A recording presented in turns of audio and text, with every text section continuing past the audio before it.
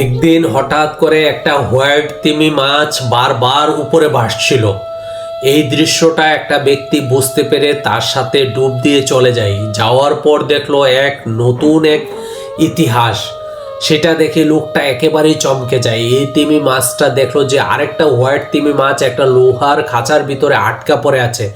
আর ওই মানবপ্রেমী ভালোবাসার মানুষগুলা, যে মানুষগুলা সবসময় আসলে জীবদের মানুষদের সব কিছুর পাশেই থাকতে চায়, তখন সেই ব্যক্তিটা ওই তিমি মাছ এবং ওই লোহার জালি সহকারে উদ্ধার করে উপর নিয়ে এসে লোহাটাকে কেটে সেই মাছটা যখন তার জরাজীর্ণ শরীর হয়ে যাচ্ছিল, বিভিন্ন শ্যাওলা পরে, তখন দেখুন তাকে উদ্ধার করার পর সেই নেটেন ক্লিন করে সেই আবর্জনাগুলো কিন্তু তার উপর থেকে ক্লিন করার পর সেই সমুদ্র সৈকতে আবার ছেড়ে দেয়।